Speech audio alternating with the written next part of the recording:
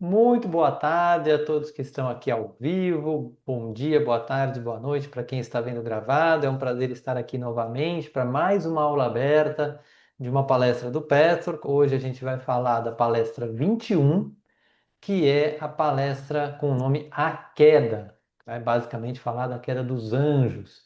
É esse processo em que as nossas almas e muitas almas viveram, né, de distorção do que é divino em nós. E a gente vai ver na visão do Pastor como que isso é tratado. Para quem não conhece o Pastor é um caminho de autoconhecimento que tem como missão nos ajudar a manifestar a nossa essência divina, tanto quanto possível. Então, o Pastor tem um grande componente de nos ajudar a centrar espiritualmente, emocionalmente, mentalmente, fisicamente, incorporar no corpo, né? Estar presente nessa vida, o que também é muito tratado em tema como uma terapia, mas o Petro, além do lado de estabilizar nosso emocional, nos ajudar a ter mais clareza das nossas ideias, tem um componente de manifestar algo mais profundo que todos nós temos.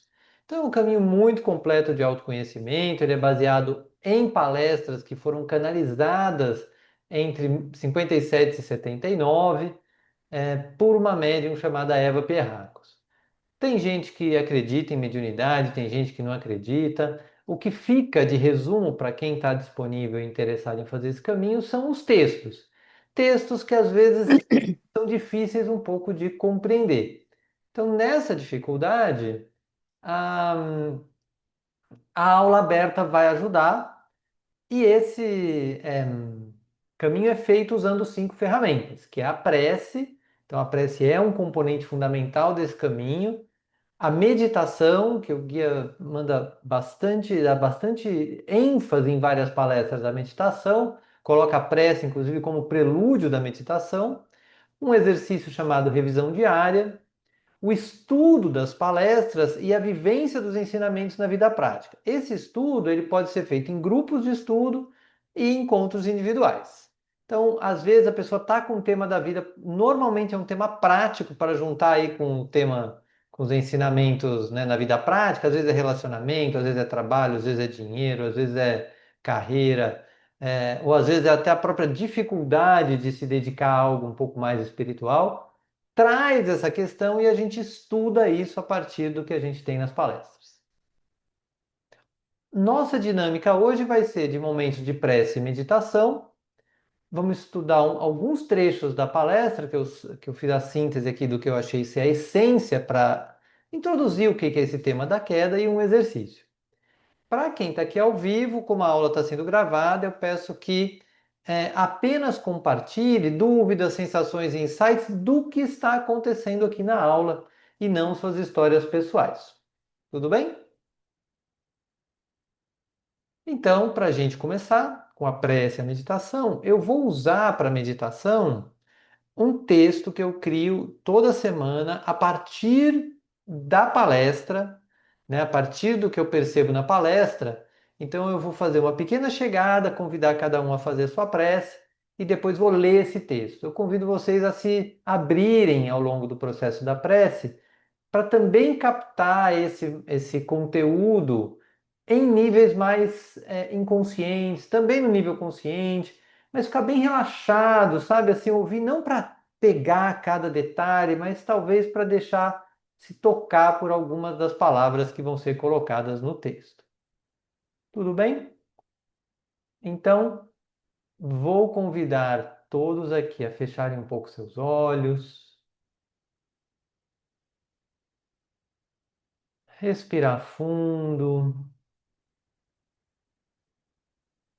e se dando conta de que você chegou a esse momento dessa aula aberta, não importa se você está vendo gravado ou chegou aqui, você separou esse tempo para isso. Vai levando a sua atenção lá para a sola dos seus pés, percebendo a realidade de estar aqui agora.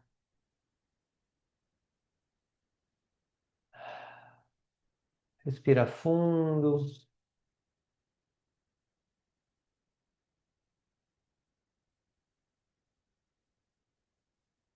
Vai levando a sua atenção aos tornozelos, panturrilhas e canelas, joelhos, coxas, quadril, percebendo o apoio do quadril na cadeira.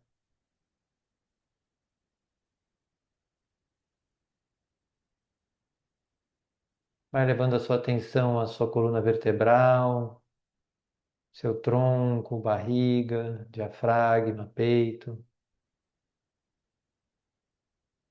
ombros, braços e mãos,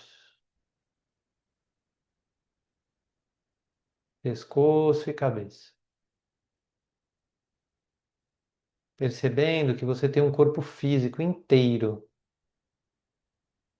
dos pés à cabeça.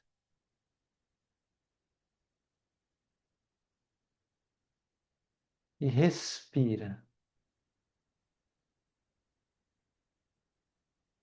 Respira se conectando com esse momento, se conectando com essa aula aberta, com esse campo que a gente cria aqui. E eu vou ficar em silêncio por uns minutos para que cada um faça a sua prece nesse campo.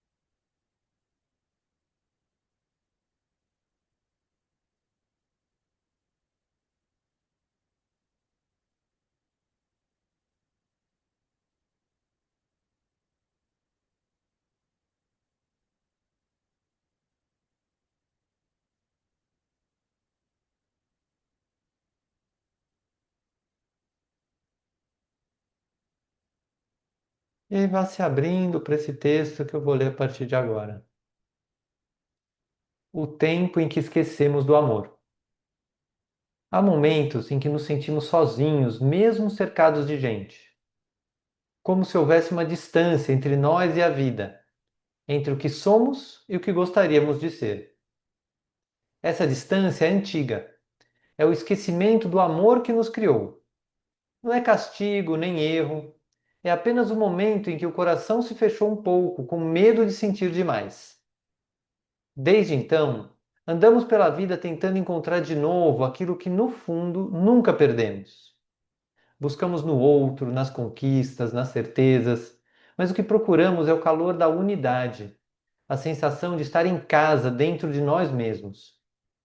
A queda acontece toda vez que nos afastamos do amor, quando deixamos o medo decidir, quando o orgulho fala mais alto que o coração, quando esquecemos que somos parte de algo maior. Mas a boa notícia é que o caminho de volta começa no instante em que percebemos isso. Não é preciso entender tudo, nem mudar de um dia para o outro.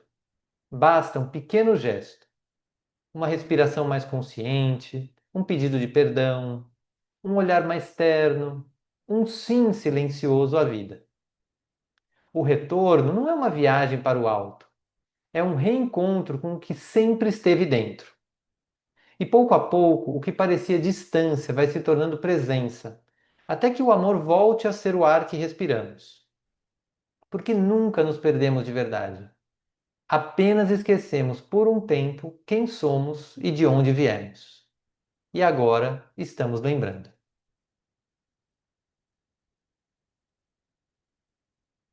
Então vá sentindo como esse texto chega para você.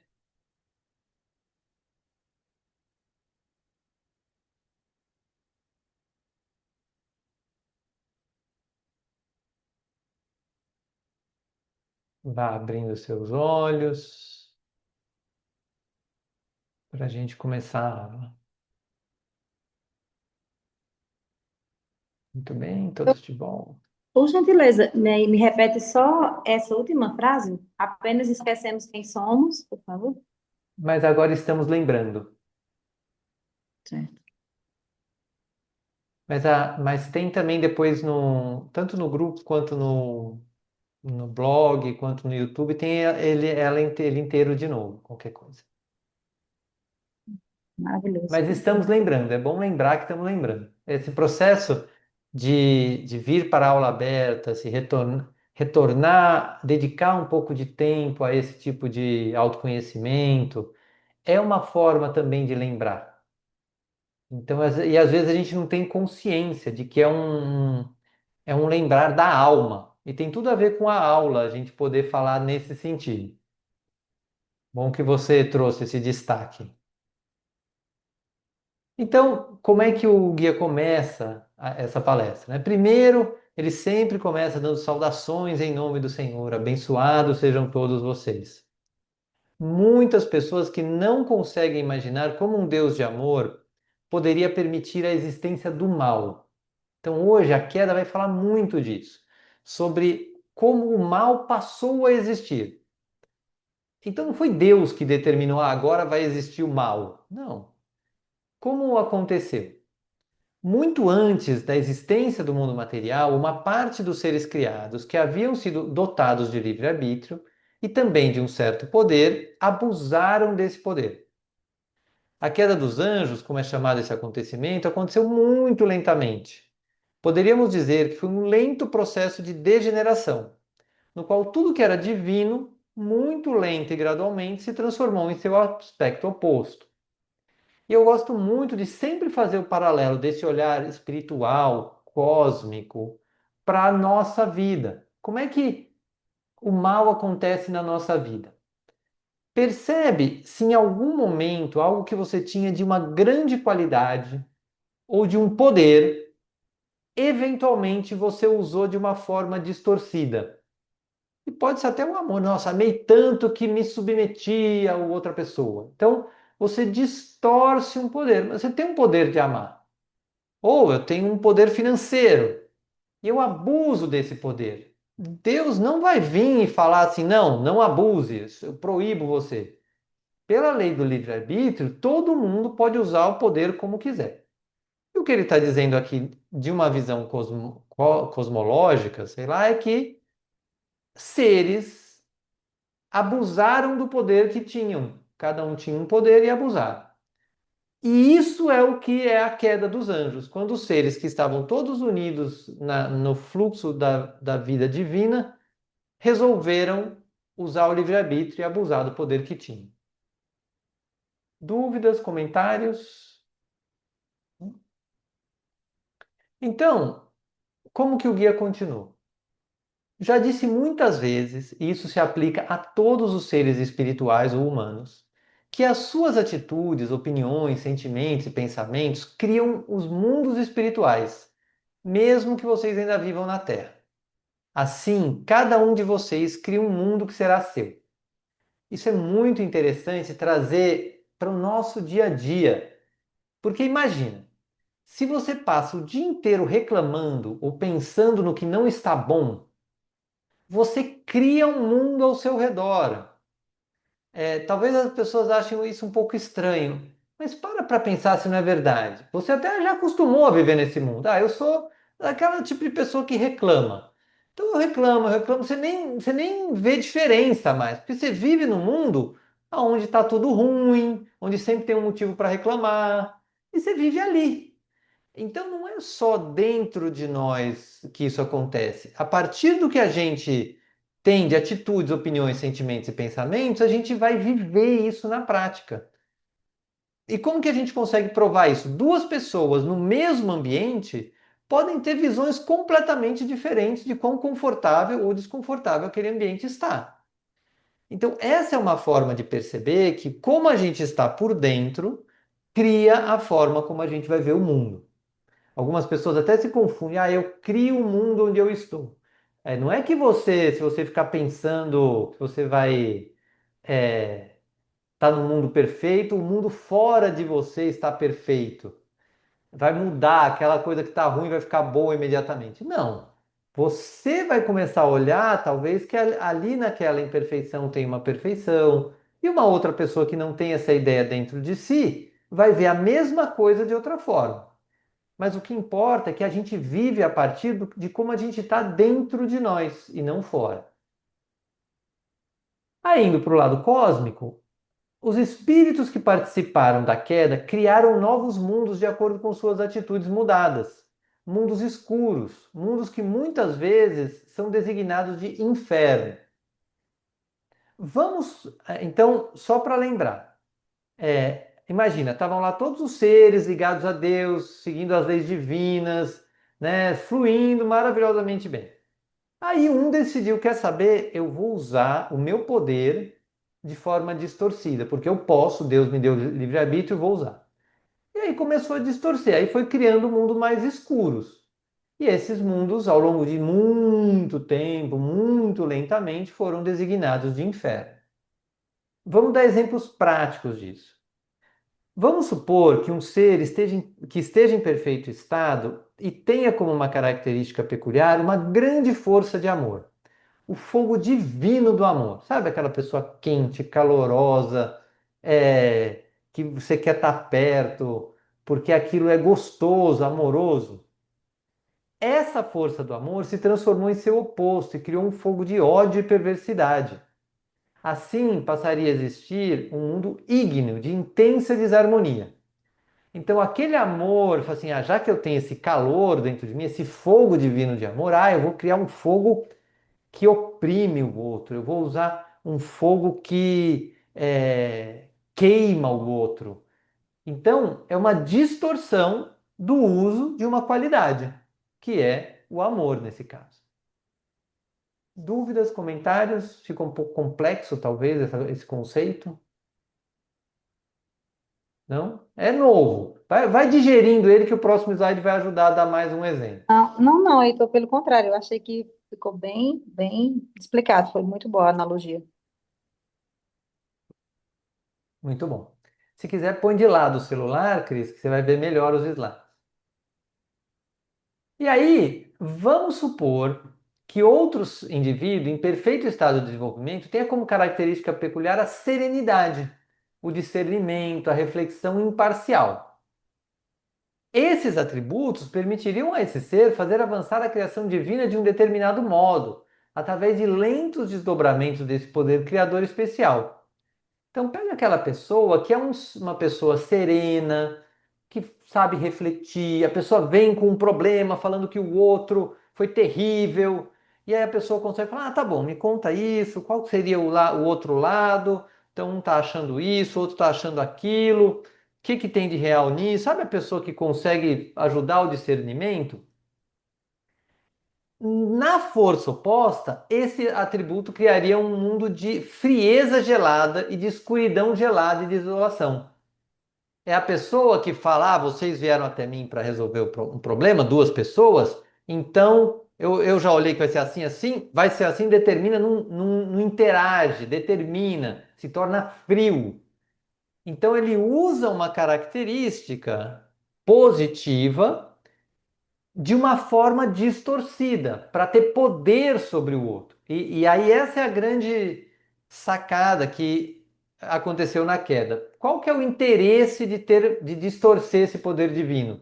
Muitas vezes é sentir que tem poder sobre o outro, ou sentir um poder de que você é maior que o outro, que você está numa posição especial. Como é que a gente faz esse paralelo? Nessa segunda parte, que ele fala o seguinte: como um dos mais importantes aspectos divinos é o livre-arbítrio e a liberdade de escolha, ele precisava também transformar-se em seu oposto. O primeiro espírito a sucumbir à tentação do abuso de poder, que às vezes é chamado Lúcifer, influenciou e levou outros a segui-lo. E ele exercia poder total sobre os seus seguidores, e ao contrário de Deus, usava esse poder.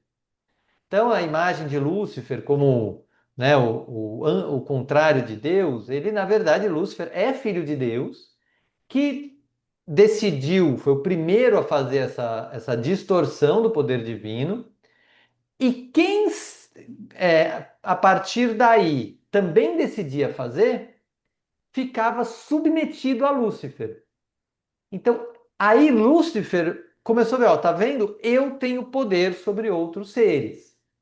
Eu posso, eles têm que me seguir, eles estarão submetidos a mim. O que é diferente de Deus, porque Deus deixa a pessoa escolher o que quer que ela vá fazer. Então, toda a questão da queda, a nossa queda pessoal, inclusive, está no abuso de um poder que a gente tem, e muitas vezes a gente abusa desse poder para se sentir poderoso. E acaba, no fundo, ficando menos poderoso, mas a gente acha que está arrasando. Então, a gente pode começar a olhar aonde eventualmente eu estou usando mal um poder que eu tenho, usando de forma distorcida, às vezes nem reconhecendo, mas muitas vezes reconhecendo que eu posso com isso me achar melhor, me achar grande ou me achar bem reconhecido, qualquer tipo de alimento aí que te coloque num lugar de poder. Dúvidas, comentários? Não? E aí, o que que o guia vai falar? Assim, não pode haver felicidade divina, na verdade, não pode haver nenhuma divindade se ela não puder ser atingida ou mantida por livre escolha. Da mesma forma, o oposto de Deus e suas leis é naturalmente a proibição dessa livre escolha e o domínio dos mais fracos pelos mais fortes. Então, é onde a pessoa, quando está ligada a Deus, ela tem liberdade. Liberdade até para usar mal o poder, não tem problema. Tipo, Deus não proibiu Lúcifer. Agora, no lugar oposto a Deus, é onde Lúcifer, por exemplo, domina os mais fracos. E aí, a gente pode trazer isso para nós, às vezes em certas relações, aonde a gente acredita que precisa dominar o outro, colocar o outro num lugar menor do que você, ou de um outro num lugar submisso a você. Às vezes isso não é tão claro, às vezes a gente faz isso muito sutilmente, porque é feio dizer que eu quero que o outro seja submisso a mim. Mas o que a gente acaba descobrindo com o tempo é que essa submissão, ainda que você consiga, ela nunca é eterna e muitas vezes ela é muito desconfortável. Então, por um tempo ela pode parecer interessante, mas depois ela se mostra inviável. Esse estado de. Então, quando a gente tinha lá Lúcifer dominando todo mundo, esse estado de coisas parecia insolúvel no que diz respeito à salvação dos seres caídos, que chegassem a ponto de desejar voltar a Deus, pois estavam sob o domínio daquele que reina no mundo da escuridão. Deus não poderia quebrar suas próprias leis e salvar os seres que ansiavam por ele. Se ele usasse seu poder infinito, passando por cima do livre-arbítrio e da opção daqueles que decidiram usar o poder concedido a seu próprio modo, na verdade ele agiria em princípio como Lúcifer. Então, o que que ele está contando aqui? Depois que os seres caíram, alguns começaram a se dar conta, meu, aqui não é legal. Não vale a pena ficar aqui. Pareceu legal, mas não é legal. Eu estou longe de Deus.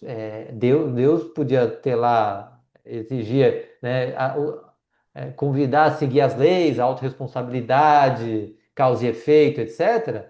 Mas era melhor do que aqui. Mas não dava para Deus chegar assim e falou: tá bom, você se arrependeu, saiu daqui, vem para cá. Porque da mesma forma que houve o livre-arbítrio para se afastar, era e é necessário usar o livre-arbítrio para voltar. E é isso que estamos fazendo. E eu acho legal que o guia coloca, porque se Deus fizesse isso, ele estaria agindo como Lúcifer, ele estaria pegando, né, usando o poder dele, falando assim, ó, agora você não está mais aí submisso a Lúcifer, você está aqui comigo. Então, seria uma coisa de usar o poder para tirar a pessoa do lugar que ela se pôs. E Deus não faz isso, ele deixa que a pessoa vá fazendo suas escolhas de retorno naturalmente. O caminho de retorno é possível, está aberto. Tudo bem? Tá ficando mais claro? O fio da meada é assim: estávamos todos juntos lá com Deus, maravilha. Aí alguns resolveram cair, o primeiro foi Lúcifer e uma turma foi atrás. Essa turma que foi atrás ficou submissa a Lúcifer. Aí, depois de um pouquinho, fala, não, peraí, aqui não é tão bom, deixa eu voltar. Só que essa volta não é instantânea. Vamos ver um pouquinho mais sobre isso. Como a vida espiritual tem relação direta com a harmonia interior, a iluminação e a atitude geral, os espíritos que haviam se tornado desarmônicos não podiam simplesmente ser colocados num mundo de harmonia, como se viaja para um belo país. Em termos de espírito, o país é você.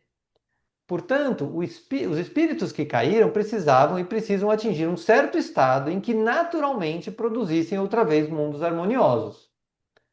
É natural que isso só pode ser conseguido através do mesmo processo lento de desenvolvimento que caracterizou a queda e a sua degeneração. E isso também precisa acontecer por livre escolha. Então lembra que logo no comecinho a gente falou que os pensamentos, as atitudes criam o mundo onde a gente está? Então é assim, do mesmo jeito que eu usei meus pensamentos e atitudes para me afastar de Deus e para aquele mundo mais escuro, você faz, já que eu me afastei, vou pegar, Deus dá essa oportunidade. Quer voltar, meu filho? Volta. Só que não é eu que vou pegar você e puxar, você foi, você volta. E aí, como que é voltar? É começar a ter atitudes diferentes, é começar a ter atitudes mais harmônicas. E com isso você vai passo a passo criando mundos mais harmônicos até que de repente não, mas certo dia você está num mundo mais harmônico do que você estava ontem. E um dia estará num mais harmônico do que está hoje, e assim vai. Dúvidas, comentários, reclamações? Não? De boa? Então, vamos ver. é, Aí, Cris, você que comentou do final da frase, estamos voltando. Por isso que tem tudo a ver com essa aula. Estamos lembrando. Porque agora a gente pode se dar conta de que a gente está nesse movimento de retorno e pode fazer isso conscientemente. Esse que é a chave. Porque todo mundo tá. Um dia, todo mundo vai estar de volta lá com Deus. Mas se a gente toma consciência disso, fica mais fácil, mais rápido, porque a gente começa a dar consciência para as nossas atitudes. Então estamos lembrando mesmo. E como é que a gente faz isso na prática dentro do pé?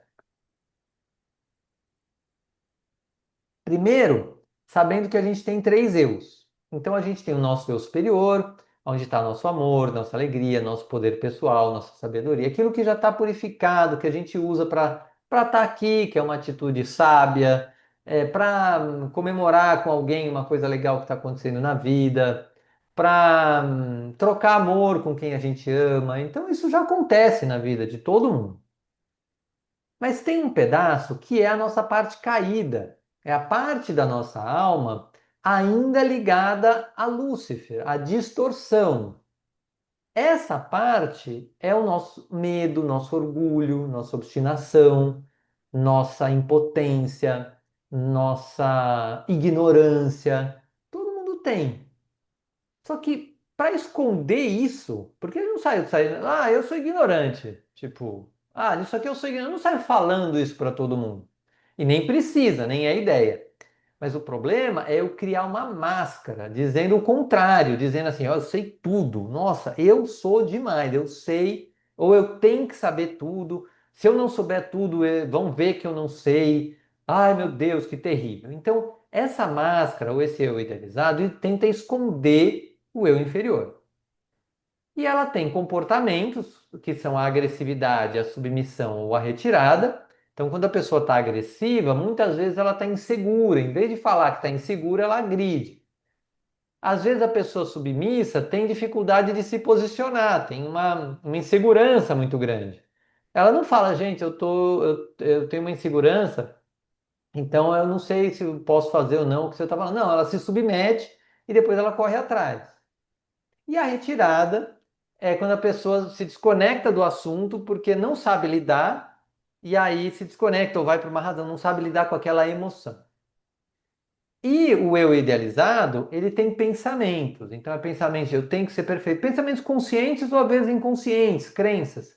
Eu tenho que ser perfeito, eu tenho que ser forte, eu tenho que ser melhor que os outros, eu tenho que estar no topo. Eu não posso ficar inseguro, não posso ficar ansioso, com medo, eu não posso errar. Todas as frases que a gente coloca dentro de nós para criar uma imagem de como a gente deveria ser. Tudo bem aqui? Entendidos esses três eus? Qual que é o trabalho que tem tudo a ver com a queda? A gente percebe nos comportamentos da máscara ou no eu idealizado que tem um eu inferior ali. Essa máscara está escondendo medo, orgulho, obstinação, impotência, ignorância e tudo mais. E se a gente abre espaço para ir reconhecer isso, a gente começa a fazer o trabalho de volta para Deus, que é o quê? Pegar aquela parte distorcida, que é o medo, por exemplo, trabalhar aquele medo, saber de onde ele veio, saber que ele é a distorção de uma qualidade divina. O medo, por exemplo, na sua qualidade divina, está muito ligado ao autocuidado. Se eu estou com muito medo de me machucar, medo de ser ferido, eu tenho dentro de mim um autocuidado. Só que ele está exagerado, eu estou ficando com medo de coisa que eu não preciso ter medo. Aí a gente trabalha aquilo, aquele medo diminui, não todos os medos de uma vez, mas aquele diminui.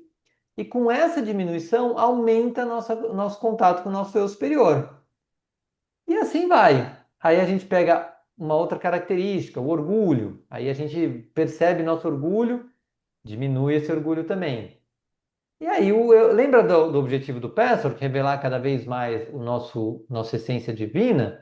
É assim, o eu superior começa a ficar mais disponível.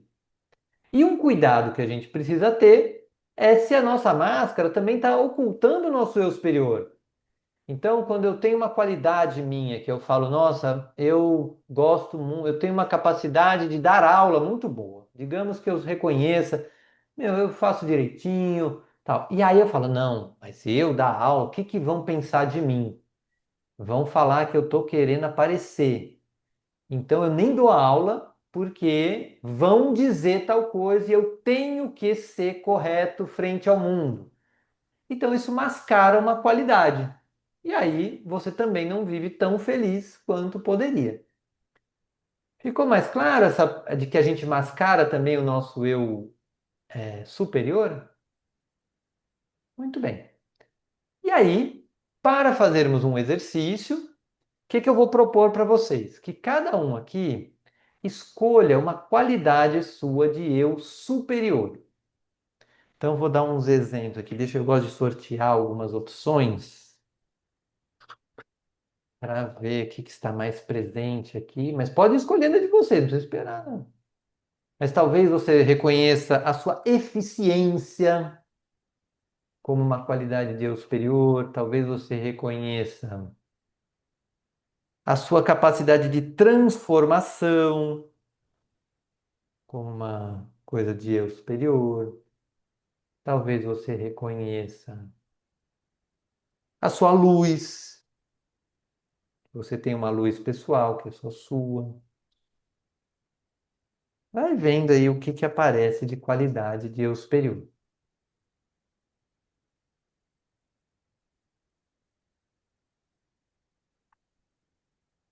E aí, todo mundo aqui já anotou uma qualidade? Anote também um momento em que você usou a agressividade, ou a retirada, ou a submissão, que são aqueles três comportamentos da máscara, de um jeito que você não gostou.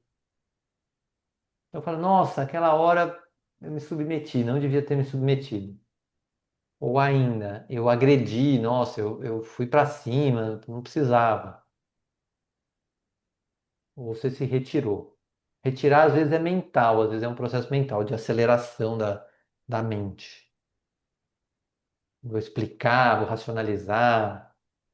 O agressivo também racionaliza muito, mas vocês entendem, é me retirar da situação, ou do contato emocional. Todo mundo lembrou de uma situação? Dá um sinalzinho, joia? Então agora a gente vai fazer o seguinte exercício. Eu vou convidar vocês a fecharem um pouco os olhos, colocar os pés no chão, bem naquela posição do começo da aula, e vai entrando em contato com as suas qualidades de eu superior, preenchendo o seu corpo. Lembra que a gente passou o corpo inteiro, lá dos pés até a cabeça? Vai pensando nessas qualidades e deixando que essas qualidades criem o mundo dentro de você, como a gente aprendeu na aula. O que a gente pensa, a nossa atitude cria o nosso mundo. E eu vou ficar em silêncio alguns minutos só para você reconhecer que esse contato cria um mundo interno dentro de você.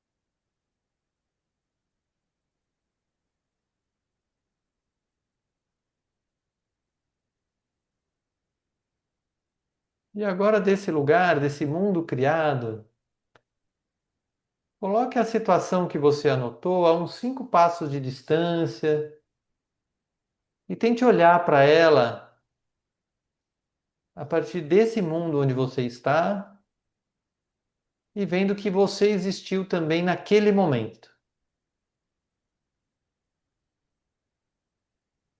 Momento em que você foi agressivo, submisso ou retirado.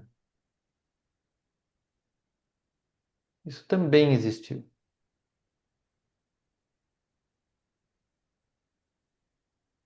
E aí vá se aproximando e peça ajuda para suas qualidades de eu superior para ver por trás dessa agressividade, retirada ou submissão, que sentimento feio, desagradável tinha nessa situação.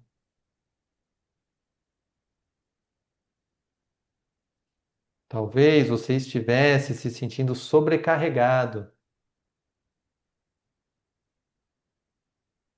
ou talvez estivesse querendo possuir a outra pessoa,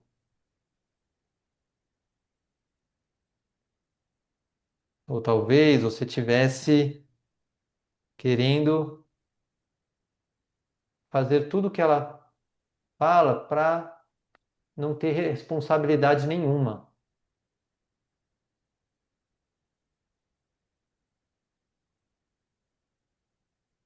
Ou qualquer outro sentimento desagradável de olhar, que estava por trás da agressividade, da retirada, da submissão.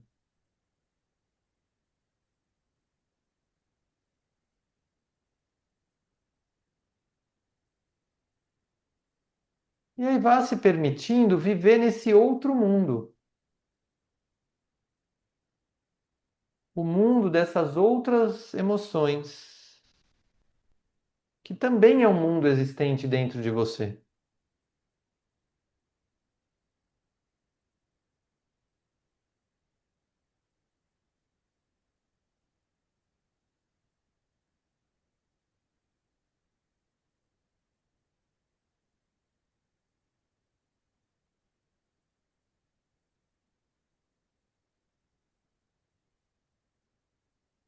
E veja que esse mundo também existe.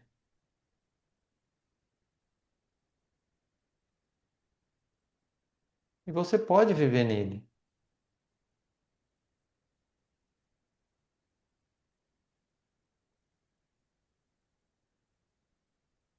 Talvez dê uma vontade ou um pensamento, não, eu quero ir embora daqui logo, como uma retirada. Mas veja se você pode, por esses poucos minutos, ficar nele.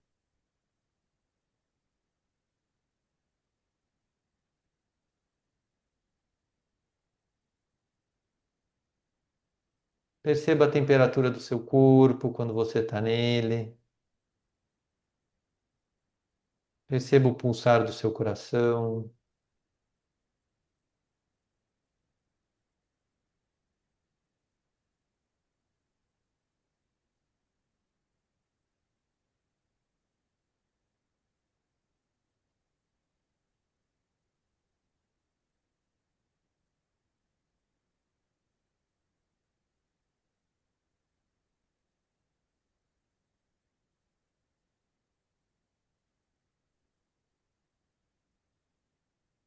E aí, imagine que, ao invés de ter sido agressivo, retirado ou submisso, você tivesse admitido para você essa emoção que você tentou esconder.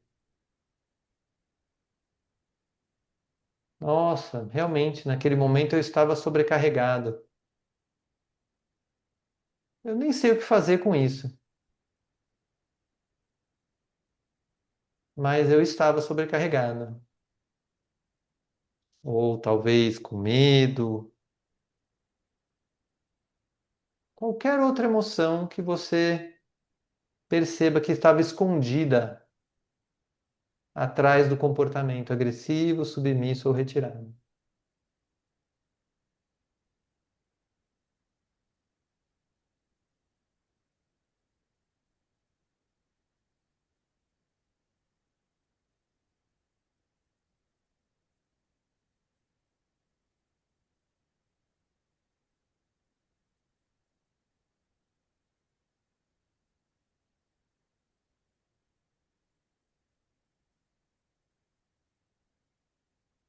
E veja como é para você assumir isso, o que isso te traz, comparado ao tipo de comportamento que você teve.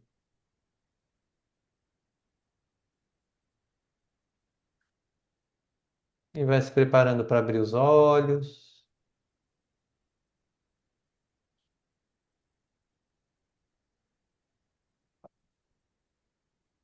e anotar o que quer que tenha ficado de importante desse exercício para você.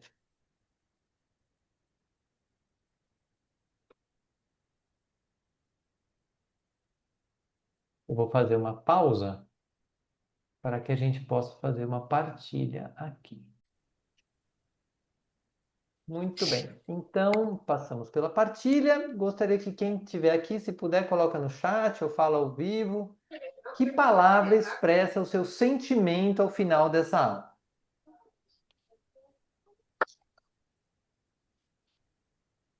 Gratidão. Obrigado, Cris. Vitória, Vitória, ó, que legal. consegui assistir a palestra, porque estou um Aham. pouco doente. Aham.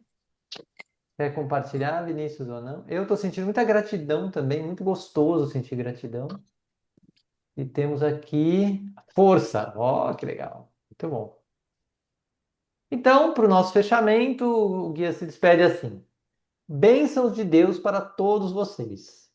Tornem essa bênção consciente para que ela possa ajudá-los em suas decisões, fortalecê-los para reconhecer a vontade de Deus e agir de acordo com ela. Olha que legal isso, que é um pouco do que eu falei para a Cris no começo.